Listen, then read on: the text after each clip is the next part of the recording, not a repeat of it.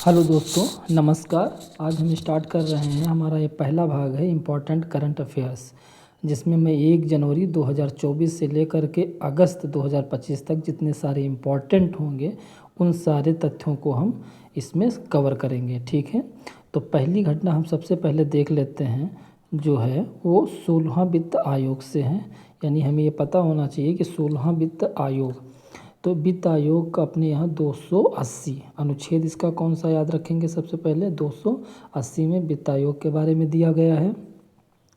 जो 16वां वित्त आयोग था, इसका गठन कब किया गया? तो इसका गठन किया गया हमारा 31 दिसंबर 2023 को। ठीक है, और इसके अध्यक्ष कौन है? अरविंद पनगड़िया, जो नीति आयोग के CEO भी रह चुके हैं। और कार्यकाल इसका क्या रहेगा, ये ज़्यादा इंपॉर्टेंट है। 5 साल के लिए रहता है।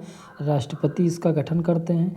1 अप्रैल 2026 से लेकर के 2031 तक इसका कार्यकाल रहेगा। 1 अप्रैल 2026 से 31 मार्च 2031 तक।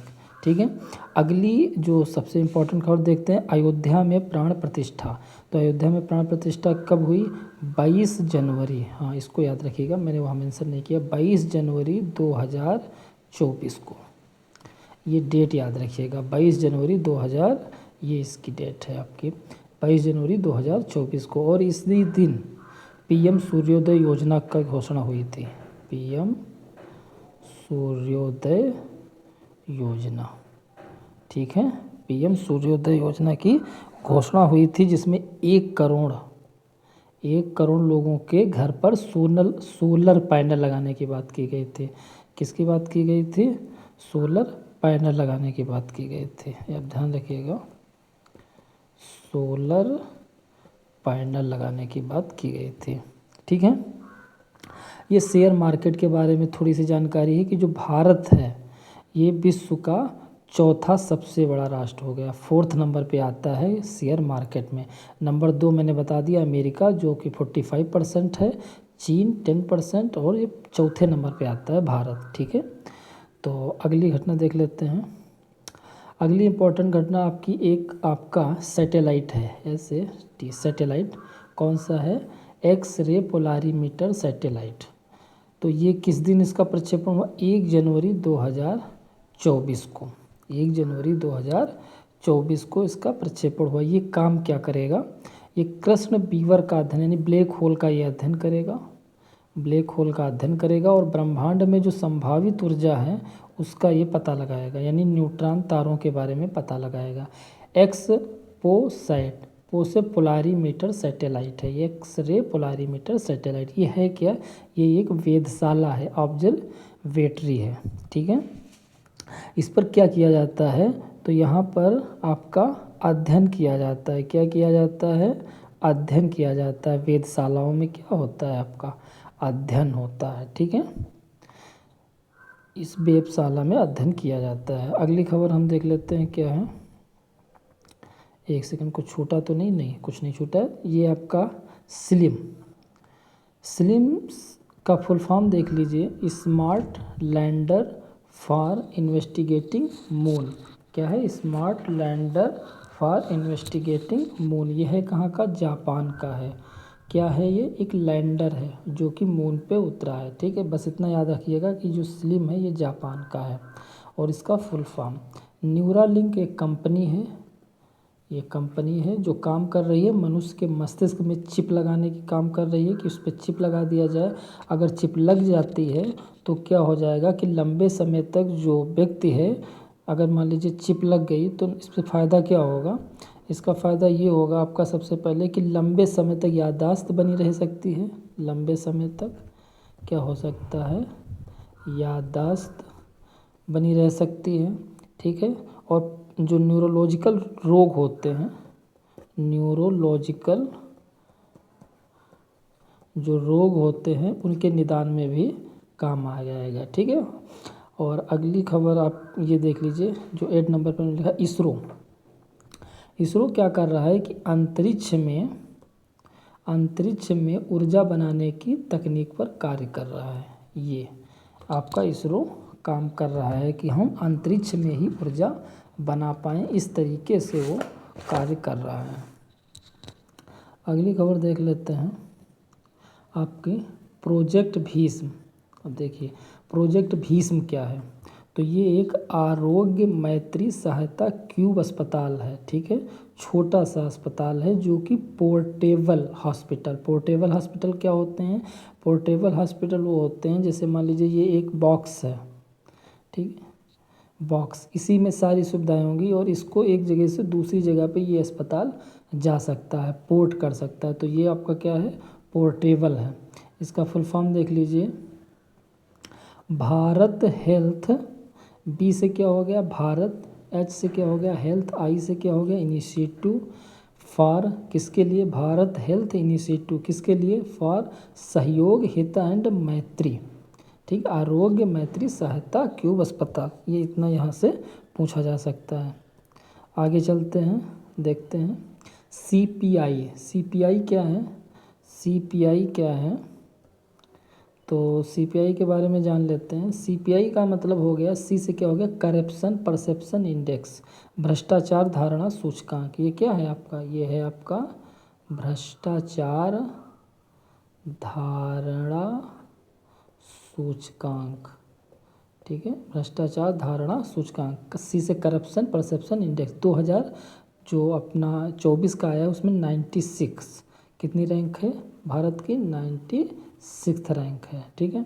ये क्या है ऑपरेशन प्रॉस्पेरिटी गार्डियन, ये कहाँ चलाया गया, लाल सागर में चलाया गया, लेकिन ध्यान रखिएगा कि इस ऑपरेशन का भारत हिस्सा नहीं है और इस लाल सागर के थ्रू विश्व का व्यापार लगभग 12% व्यापार लाल सागर से होता है।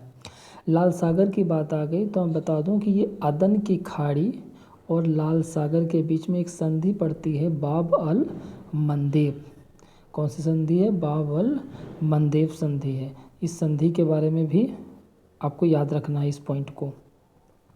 अगर जल संधि की बात आई तो हम कुछ इंपॉर्टेंट देख लेते हैं, जैसे बाब अल मंदेब तो हमने देख लिया लाल सागर, और लाल सागर थे और कौन सा था आपका अदन की खाड़ी। ये अदन जो है ये यमन का जो दक्षिणी भाग है नीचे वाला स्तर उसको अदन बोलते हैं, ये एक पोर्ट भी है ये, ठीक है, यमन का, ये याद रखिएगा आपका। तो ये बाब अल मंदेब हो गया। होर्मुज जल संधि, तो ये होर्मुज जल संधि कौन सी है, जो ओमान का एरिया है, ओमान की खाड़ी और फारस की खाड़ी। जल संधि, जल संधि का मतलब क्या होता है, दो जल निकायों को ये संधि आपस में जोड़ता है। जल संधि क्या करती है, एक सेकेंड बता रहा हूँ।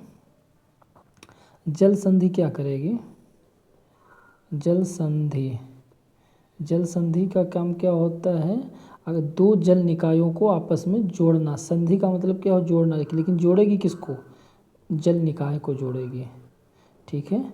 जैसे जैसे हमने यहाँ पर देखा ये होर्मुज जल संधि है, तो ये ओमान की खाड़ी एक जल निकाय है, ओमान की खाड़ी और फारस की खाड़ी, इन दोनों को क्या करेगा, ये जोड़ेगा। और जल संधि और एक काम करता है कि लैंड एरिया को अलग करता है, लैंड एरिया को क्या करता है, अलग करता है। ये दो काम जल संधि के होते हैं। जल का संधि मतलब जल निकायों को आपस में जोड़ने का काम होता है, ठीक है। तो ये होर्मुज की जल संधि हो गई आपकी, ओमान की खाड़ी। अगला है इंग्लिश चैनल, एक तरफ अगर ये इंग्लिश चैनल है और उधर आपका क्या हो गया उत्तरी सागर, इन दोनों के बीच में पड़ती है डोवर जल संधि, डोवर जल संधि। अब देखो मैंने यहाँ पे जल संधि लिखा हुआ है डोवर जल संधि, तो ये क्या कर रही है, ये दो जल निकाय हैं, एक तरफ इंग्लिश चैनल दूसरी तरफ उत्तरी सागर, तो इन दोनों को क्या करेगी, ये जोड़ेगी, उन दोनों को क्या करेगी, ये जोड़ेगी, ठीक है। एक सेकेंड मैं समझा देता हूँ उसको।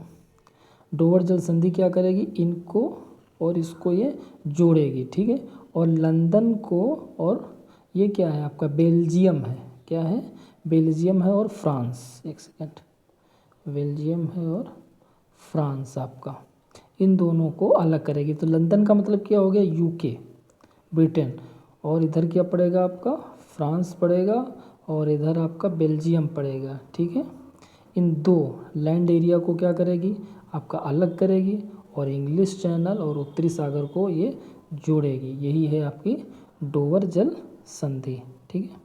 आगे देखते हैं बॉस जल संधि, एक और जल संधि और हम देख लेते हैं, बॉस जल संधि। देखो ये ऑस्ट्रेलिया बना हुआ है आपका, ये ऑस्ट्रेलिया और ये तस्मानिया है नीचे, आप मैप में देखेंगे तो ये तस्मानिया, ऊपर आपका क्या हो गया ऑस्ट्रेलिया, यहाँ छोटा सा तस्मानिया, और इन दोनों के बीच में क्या हो जाएगा, इन दोनों के बीच में आपका पड़ जाएगा बॉस जल संधि। कौन सी जल संधि?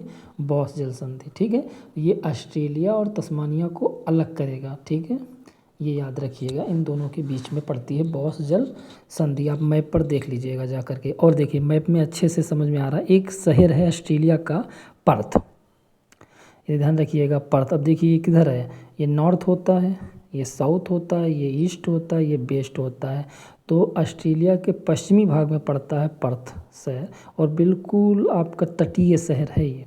ठीक है, तो ये क्या हो जाएगा, आपका पोर्ट होगा यहाँ पर। ठीक है, क्योंकि ये बिल्कुल किनारे है, यहाँ पर पर्थ पड़ेगा, ध्यान रखिएगा। यहाँ पे इस जगह पे कैनबरा है, जो कि ऑस्ट्रेलिया की राजधानी है यहाँ पर। ठीक है, यहाँ पे पड़ेगा कैनबरा। और इस वाले इलाके में विक्टोरिया और मेलबर्न, इन शहरों के नाम आप याद रखिएगा, ये ऑस्ट्रेलिया में पड़ते हैं। ठीक है, आगे बढ़ते हैं, आगे देख लेते हैं, इस पर नहीं आपका आगे ये देखते हैं कि कुछ आंदोलन आपका चल रहा था लद्दाख में। ठीक है, लद्दाख में क्या चल रहा था आंदोलन, अभी भी काफ़ी हाईलाइट है ये लद्दाख वाला एरिया में। तो वहाँ पर आंदोलन जो हुआ उसकी डिमांड क्या क्या है।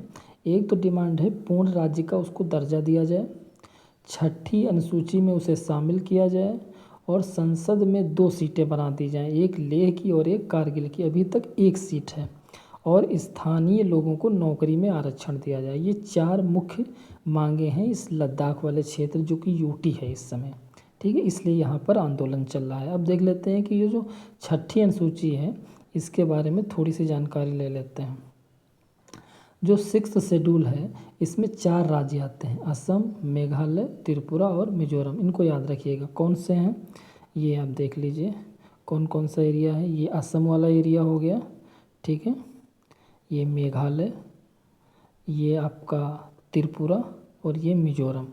अब ये देखिए यहाँ से इसी तरीके से आप याद रखिएगा, असम, मेघालय, त्रिपुरा और मिजोरम, ऊपर से नीचे तक इस तरीके से चले आएंगे। ठीक है, अब जब यहाँ पर 6th शेड्यूल में ये 4 राज्य आते हैं और इसी में होने की डिमांड कर रहा है कौन, लद्दाख, तो आखिर 6th शेड्यूल में शामिल हो जाएगा। तब क्या होगा कि वहाँ पर कुछ उनको एक ऑटोनॉमस मिलती है स्वायत्त जिला परिषद बनाने की। किसकी? स्वायत्त जिला परिषद बना सकते हैं अगर 6th शेड्यूल में होते हैं। एडीसी जिसको बोला जाता है, ऑटोनोमस डिस्ट्रिक्ट काउंसिल्स, ये बन जाती हैं। इस समय जो असम में है तो वहाँ पर एक कछार के नाम से कछार एडीसी चलती है, करीमगंज और बोडोलैंड, ये आपकी 3 हैं असम में। इनको याद रखिएगा, कभी कभी ऑप्शन में पूछ लेता है, अगर दे दिया गया बोडोलैंड स्वायत्त जिला परिषद, आगे लिखिएगा क्या, बोडोलैंड स्वायत्त जिला परिषद, ये कहाँ स्थित है, तो आपको बताना पड़ेगा बोडोलैंड ये असम में स्थित है। ठीक है, करीमगंज स्वायत्त जिला परिषद कहाँ है, असम में है। कछार स्वायत्त जिला परिषद कहाँ है, असम में है। तो ये 3 हैं वहाँ पर असम में। मेघालय में 3 जनजातियाँ भी पाई जाती हैं, गारो, खासी और जयंतियाँ, और इन्हीं के नाम से स्वायत्त जिला परिषद है। कैसे है, वहाँ पर है आपकी गारो स्वायत्त जिला परिषद। क्वेश्चन कैसे बनेगा, यहाँ पर क्वेश्चन बनेगा आपका, क्वेश्चन आ जाएगा आपका, अगर क्वेश्चन की बात करें तो क्वेश्चन होगा कि गारो स्वायत्त जिला परिषद कहाँ स्थित है। ठीक है, ये क्वेश्चन पूछा जाएगा, तो आपको बताना पड़ेगा कि ये कहाँ पर है, आपका मेघालय में है। कहाँ पर है ये, मेघालय में है। ठीक है, तो ये 3 नाम आपको याद रखने हैं, गारो, खासी और जयंतिया। ठीक है, यहाँ मेघालय में इसी नाम से पहाड़ियाँ भी हैं, यही जनजातियाँ भी हैं, इसी नाम से एडीसी भी बनी हुई हैं। ठीक है, और त्रिपुरा में त्रिपुरा के नाम से है, और मिजोरम में चकमा, मारा और लाई। चकमा एडीसी, ठीक है, मारा एडीसी और लाई एडीसी। ठीक है, तो ये आपकी हो गई क्या, स्वायत्त जिला परिषद, अगर 6th शेड्यूल में शामिल हो जाएंगे। ठीक है, थैंक यू आप लोगों को, और मेरे चैनल को आप सब्सक्राइब कर लीजिए। और ये मान के चलिए कि यहाँ से पीसीएस में 70 से 80% क्वेश्चन, 70 से 80% आपको यहीं से देखने को मिल जाएंगे। ओके, थैंक यू, धन्यवाद।